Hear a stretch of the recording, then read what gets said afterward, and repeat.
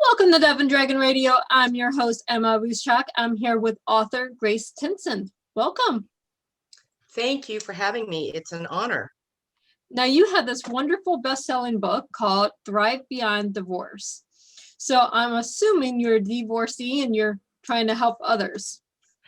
Well, yes, and more than that, the actual byline of the book is Mastering the Money Game, Discovering Your Purpose, and Offering Your Genius to the World. So the backstory and what caused me to write the book was my own experience. I built a very, very successful real estate business. This is a number of years ago. And I built our family into this big fat lifestyle, the pool and the tennis court and private schools. And I thought the money party would never end.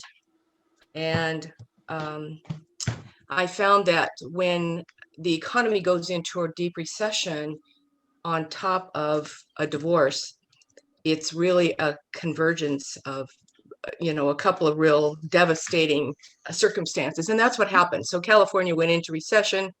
The real estate industry collapsed. It was a community property state. I ended up having to pay. I earned like 3 times what my husband did. So I ended up paying a massive settlement. I refinanced our house, pulled out all the equity, paid him what I owed him, and then thought I could just scramble and hang on. And the truth is, I couldn't. At the end of the day, I went through foreclosure and a bankruptcy and ended up with nothing. I drove out of California with $1,000 to my name to start life over. And so it's a story of, I relocated to Oregon because I had a friend up here, and I just felt like, when you get wiped out so completely like that, and certainly not everybody goes through that kind of a wipeout. Yeah. But I thought the story was important to tell because there's lots of people that are starting over now. Everybody starts over after a divorce. And so it really chronicles my tale of how did I find my plan B when I wasn't planning on a plan B? How did I land in the financial services business? I got advice from a close friend of mine who was very successful, and just asked him, I don't know what to do. I don't think I can do real estate again. I don't know where to start over. I don't know how to do it. And he advised me to look into financial services. And I thought he was nuts because I thought, why would anybody trust me in that business? I just had a foreclosure and a bankruptcy. And he said, don't think like that. He said, first of all, you can learn, and then you can take what you know and you can pay that forward for the rest of your life. And it's the single best advice I ever got. So I then spent 20 years as a financial advisor. I retrained. It wasn't quick and it wasn't easy, but I retrained in that profession and created another, really successful business out of that. So the book largely is about the process of recuperating from a divorce, wherever you find yourself. And it's really, the underlying purpose is to transform your relationship with money. There's too many women, even in the 21st century, that think that it's the man's job to figure out the money thing, or, their parents are going to leave them an inheritance and that will take care of things. And they just often fail to really understand the importance of being financially independent themselves. And so that's part of the underlying message. The other thing that I wanted to do is demystify the path to financial independence, because working on a commission basis in real estate and then something happens to your income stream, you can collapse really completely like I did. And so I wanted to give a roadmap of starting wherever you're starting, the steps that you need to take if for any woman or really any man that wants to become financially independent. It's a roadmap for that because I've done it. And so anyway, that's where I started. That's why I wrote it. And I'm pleased that it's done well. My hope is to be able to leave a legacy of help for other people so that they may avoid what I went through. Well, that's a hope for anyone. I mean, as a divorcee myself, I'm reinventing myself post-divorce, because pre-divorce, I was, mother, homemaker, little author, didn't really do much. Now I'm in the business world. I had to learn, I knew finances beforehand, but I'm learning the business world now. You know, I'm almost 40 and just now finding what I want to be when I grow up. Right, right. So it can happen at any time. It doesn't have to happen when you're in your middle life or after divorce. We have to, as women, learn finances. We have to learn how to do business. We have to learn how to be self-sufficient. We have to learn multiple streams of income.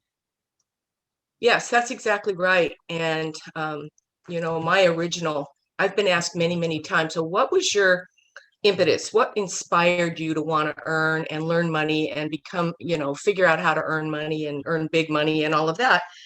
And I would say it was my mother. My mother only went through the 8th grade and she dropped out after her mother died at 13 and raised her younger sister. And so she had no education. She grew up in the deep, deep South.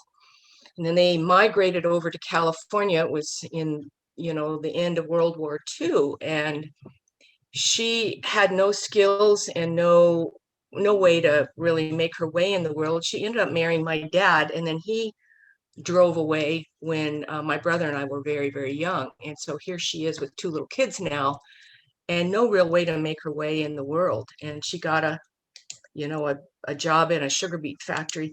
That she ended up marrying my stepdad. So this is another common mistake over the years that I've seen women make, to make relationship decisions based on finances.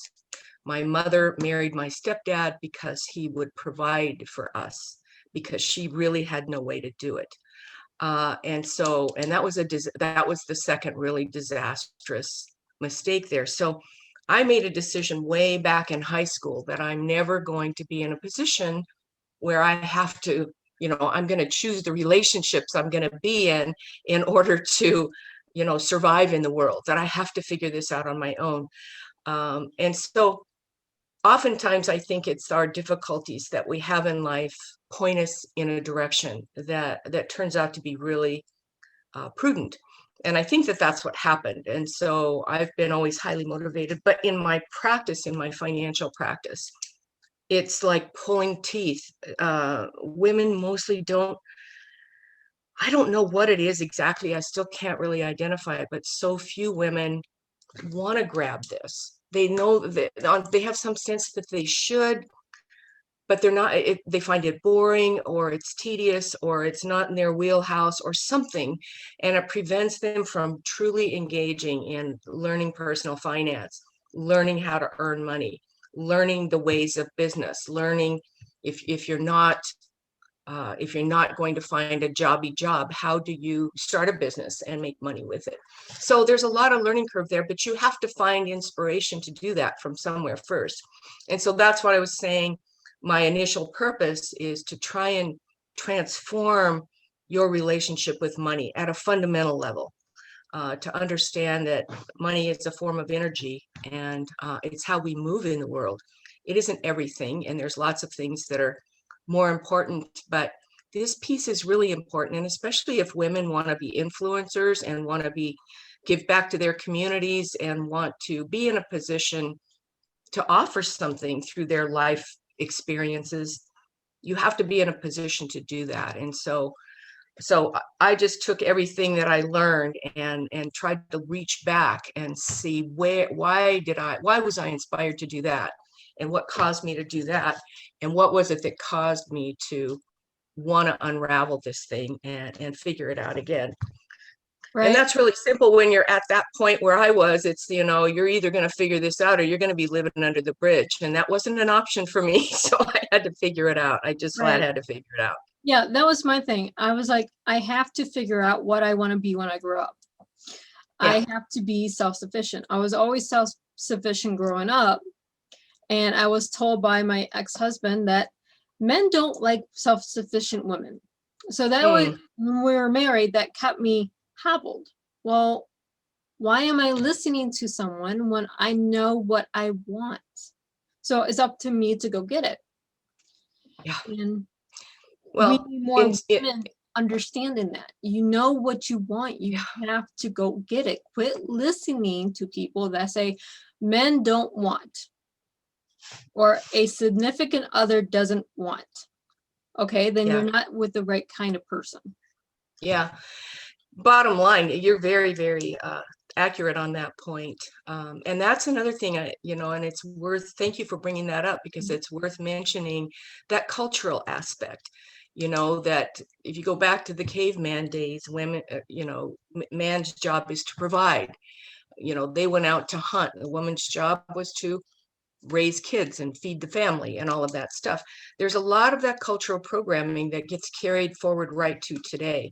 Um, all the men that may want to control their women, they don't necessarily want them to be independent, so that they have less choice. I mean, if you think about, why would anybody be motivated to hold you back as a woman?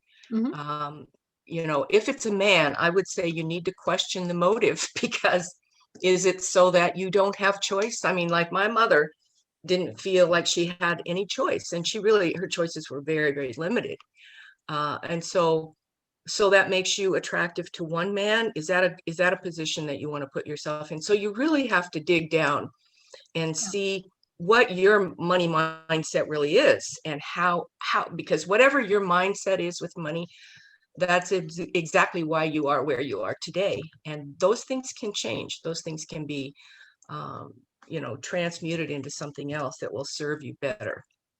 Right. My theory is, do you want to be on the couch complaining and worrying about money, living paycheck to paycheck, or do you want to grow up and say, there's two of us in this relationship. I'm just as capable of making $100,000 a year as you are. I'm just throwing out numbers, but you have to know what you want. You have to know what lifestyle you want, how you relate to money. Do you go out and spend it on a $200 purse when a $25 purse is just as good?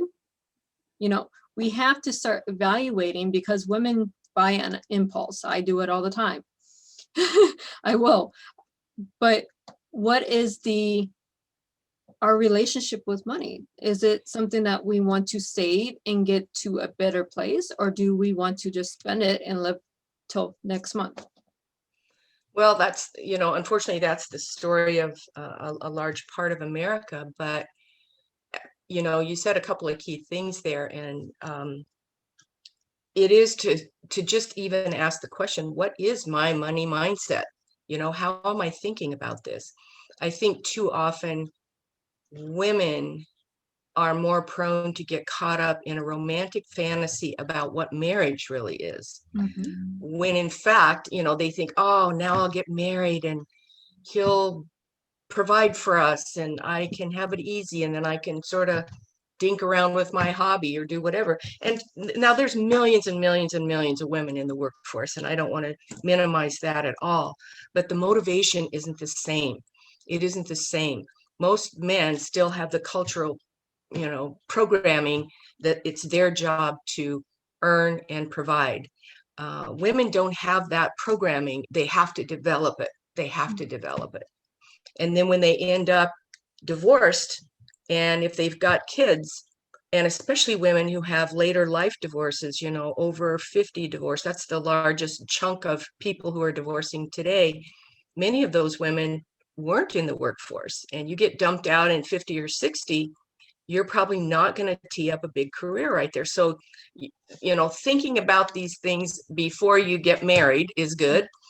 Certainly before you get divorced is good. And you have to sort of plan ahead, and that's why, I pointed this, the message in this book too is, what is your purpose? What gifts do you have to offer that you could offer to the world? I mean, we all have something that we can offer. And if you're not at least solvent, if not financially independent and solvent, you're not free to give that stuff, because you won't have the financial flexibility to develop something, a course or teach or podcast or whatever, so determining what your own skill is, what is your genius? That's the question that the book is asking. You have genius in you somewhere. What is it? And can you put yourself in a position to excavate that and then offer something to the world? Because in my mind, that's what got my mental, emotional trauma up and out, by redirecting and finding purpose and finding meaning in this new career. And then I was able to really reach out and help other people. And that was the big difference. Right. We have to find it within ourselves. We have to Yes. find, I mean, if you would have talked to me in 2017 doing podcasting or radio, I would have said you're crazy. But it turned out by going through the divorce, doing a one-time pop-up radio show to promote a book, a radio station loved my voice. So that led me to this, and it fell into something I love doing. And then it's a medium to give people like you an option to reach a larger audience. That's me. Yeah. I connect people. That's what I like. Yeah. And so that's a great example of you excavated your own genius. You figured out an interest that you had. You found that a talent you either had or you could develop. And here you are, you're offering something to the world. And everybody has that, if you're not practiced at looking for it, that's something that's within your power to change. But good for you, because that's exactly how that works. You identify skills that you've developed somewhere, either as a mother or from a job that you've had or from things that you've read or experienced, and that can send you off in a whole new direction. It does. And this is what we need more women to do. Yeah. I took a podcast, turned it into a publishing company, and now turned it into a multimedia company. I am a CEO. 10 years ago, I wouldn't have thought about running a company. I was wanting to run my family. That was it. Make sure there's food on the table at dinner time, make sure the child's up and ready for school, make sure she's dressed, make sure she gets, whatever she needs, make sure the husband has what he needs. That was my mindset then. I had to develop this into what I see it in my mind's eye. Exactly. And I think part of that process too is, I think one of the main things that has motivated me always is freedom. I started with defining what is freedom to me, and that is something that every person can ask. Freedom to me is freedom from worry, freedom that I have purpose, the freedom to pursue a passion. Freedom is a big, big, big motivator.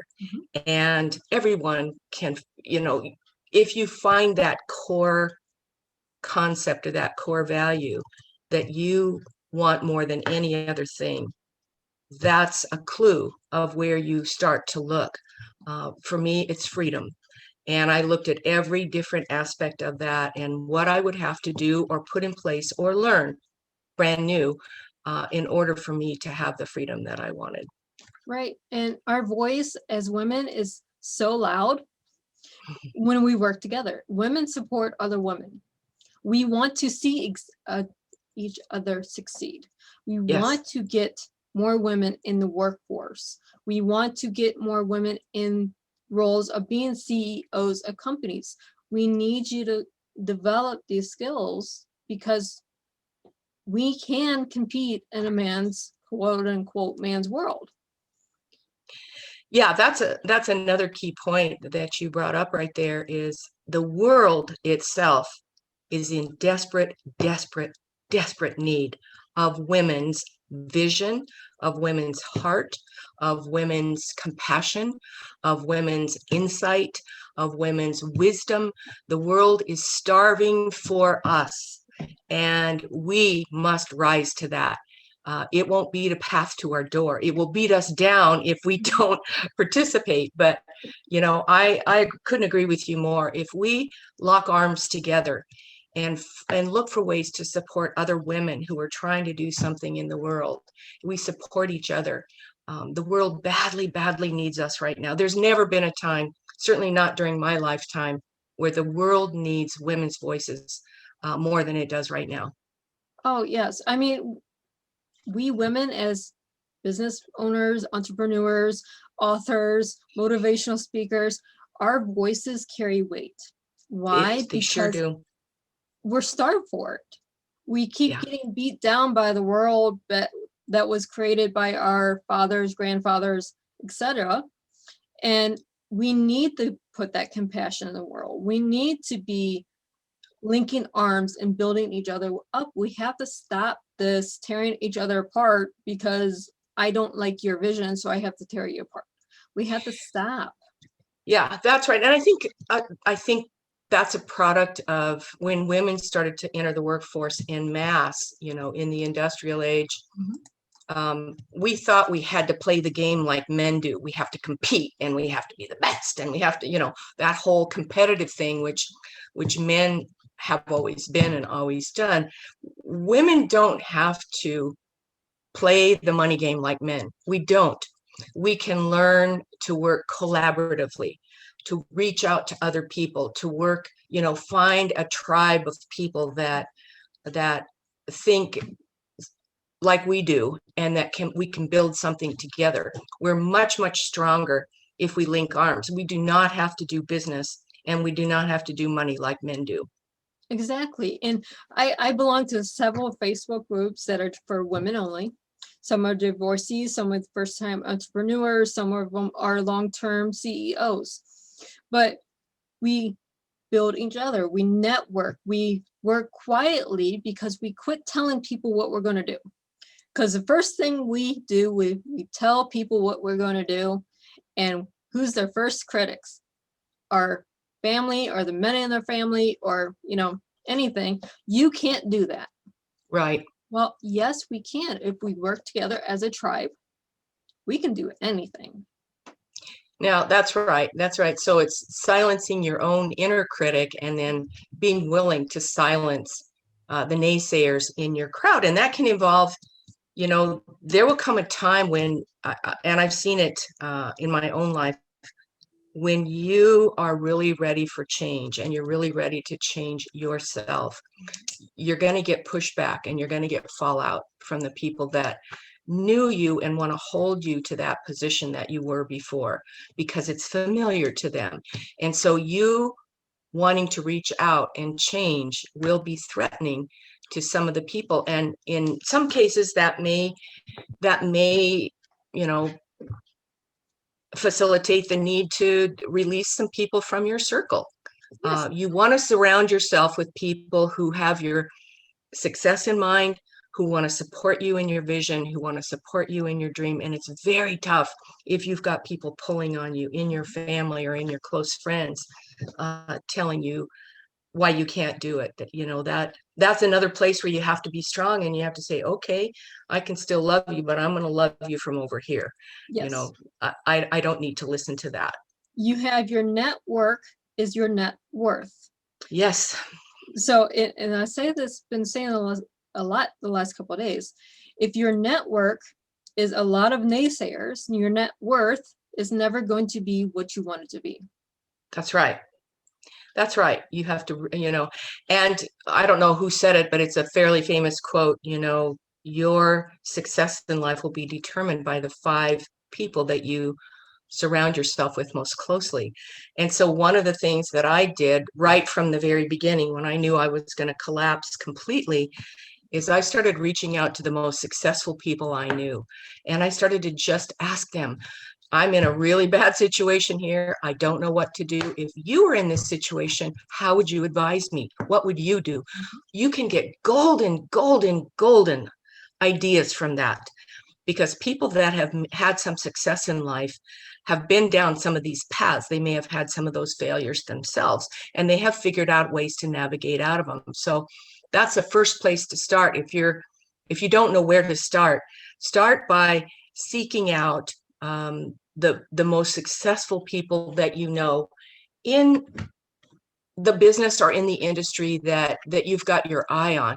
They don't have to be close personal friends. You'd be surprised how many executives and people that have high-powered careers, how flattered they are to get a phone call saying, I read your article in the Atlantic and I was wondering if I could just interview you for 10 or 15 minutes and ask you a few questions. That's shooting kind of high, but you get my point. Mhm. That there are successful people in your community that you can reach out to and say, I would love to get your ideas on how to start a blog or how to be a podcaster or whatever it is that you're trying to do. There are successful people out there doing it, and many of them will be happy to share their ideas with you. That, and if you're timid, like I was a couple of years ago, you can just follow them if they have a podcast, a radio station, whatever nuggets they're putting out for free. You can follow them and pick up things to learn. Yes. I mean, there's a lot of CEOs that do weekly podcasts. Damon John from Fubu, he does weekly podcasts, and they're free. Yeah, we don't lack for information out there. There's so many, and some average people who have done unbelievable TED Talks, how they've become inspired and what they've done. And I mean, there's just talented people all around you. If you just summon the courage to think up 2 or 3 of the most urgent questions that you really want to know, either about starting over, getting your money situation, starting a business, finding the kind of relationship that you deserve. There's people out there that are real experts in those fields, and you can find them. You can find them, and you can reach out to them. I do this all the time within my network. I have a question about cryptocurrency, for example, or a new thing I want to invest in. And I'll reach out, what am I looking at? Because I'm not understanding. Can you help me understand this in words that I understand? Because you talk to some of these financial advisors and they give you these $10 words when, you don't need a $10 word. You just need it broken down into common language. You need a first grade word. No, it's true. Many people in my industry, we use acronyms and terms that we just assume everybody is familiar with, and that's just not the case in a lot of times. So yeah, so we can reach out, we can learn, and once we learn what the $10 or the college graduate word is compared to the first grade word, then we can understand. Then we can do multiple revenues. We can have income residuals. We can have so many different things coming in, and we can get to the place where we want to be. Exactly. And but it starts with what you said that was really key. It starts with your courage to reach out to somebody.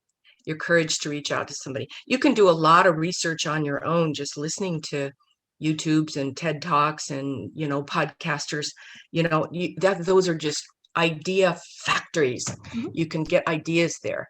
Part of my book on the financial independence part is to really explain the different types of income that you can earn. Active income, where you trade your time for dollars, passive income, what that is, and residual income. Learn those income types, because one of them is going to grab you. Or the best thing is to, when you're really starting over and you really got to dig yourself out of the soup, you probably want to have some income stream in all of those methods. But if you're just trying to build upon what you already have, one of them might make more sense to you than others. So it pays you to know what are the different ways that you can earn income, and what does that mean for you in terms of what your core value is. In terms of, for me, it was freedom. And so what do I look at? I look at passive and residual income. Those are freedom incomes. Active income, nothing wrong with it at all. But I did that for like 50 years, and now I'm looking on the more residual side. So, learn those types of incomes, and then apply your efforts and your questions and your research to how to develop that thing that's speaking to you. And there's so many different magazines. There's Entrepreneur magazine, there's Creantpreneur, there's Business World, there's some different magazines. Even if you pick up 1 or 2 issues, not subscribe to a year's worth, but there's nuggets in there for you to learn things for yourself. Yeah, now that's for sure. And it's important to do that kind of research, because at the end of the day, something that you said in the beginning is, it really is, we have to excavate this inside our own heart. We have the work to do on us. And first you have to start with the motivation to do it. And so that's the first thing you have to find. Whatever it is for you, what is your motivation to um, put your life back on track after a divorce or a death, to put yourself in a better earning position for your career. Um, Maybe you want to put your kids through college. Maybe you want to support your aging parents. Maybe you're concerned about healthcare costs as you get older. There's a million reasons that people want to do it, but you have to back up and you have to attach your core motivation to all of those methods. Otherwise, you'll spin. You'll try this and you'll set it down, and you'll try that and you'll set it down, and you'll try that and you'll set it down. So if you can really excavate your own core motivation first, and then start to understand the different types of income, the different ways that you can earn money and different income sources, then you'll start to narrow that field. And then that's where you apply your research. It seems like a lot of work, and it is a lot of work. I'm not going to lie to you. It is. You have to do it for yourself.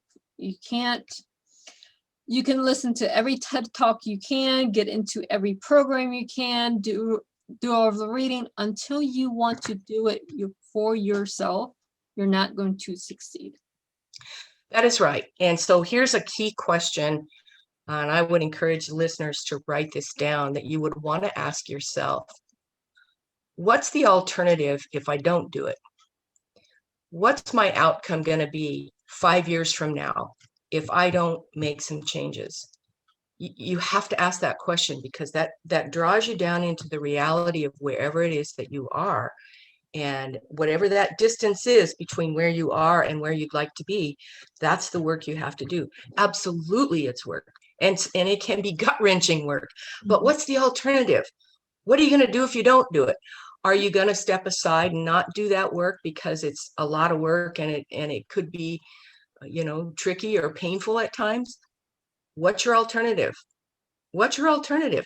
That question I ask myself over and over and over. Yeah, I don't like to get up and beat the pavement every single morning for work because I have no money.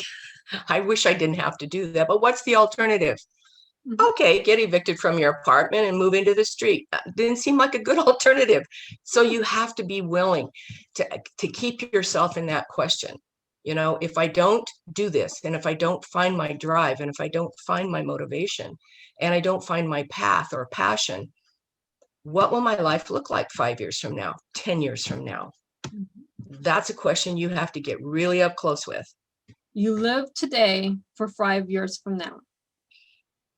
Yeah, and you have to make decisions accordingly. So yeah, that's absolutely true. So those are some of the nuggets that are in there that I had to excavate myself. And by telling that story, and I painted the sort of painful process that I went through too. So I didn't hold anything back. I was happy to share all the places that I failed to, and all the mistakes that I made along the way that cost me more time. We find roadblocks and we find out how to succeed from things that didn't work. Yeah, that's right. Yeah, that's exactly right. But so where can our listeners and our viewers find you? I actually have, I have a website, thrivebeyonddivorce.net. You can pop onto that website. The book, if you'd like to read the book, it is available on Amazon. It's available in, there is an audio copy that you can get there, or also a downloadable PDF or a paperback, whatever you prefer. So those are the places that you could start. And if you have questions, there's ways to contact me through my website. You're welcome to ping me and ask any questions that you have. Awesome. Well, I always like getting our readers, our viewers, and our listeners to reach out to our guests because they have questions. It's just up to them to ask them. Yeah, and I'm very, very happy to interact with anybody. So feel free to pop onto my website, and there's a little contact form there, and we can set up a phone call or an email or something, and I'm happy to answer whatever questions you might have. Well, thank you so much for being on the show today. Thank you for having me. I enjoyed it very much. And for Thank all you. our readers and our listeners, happy reading.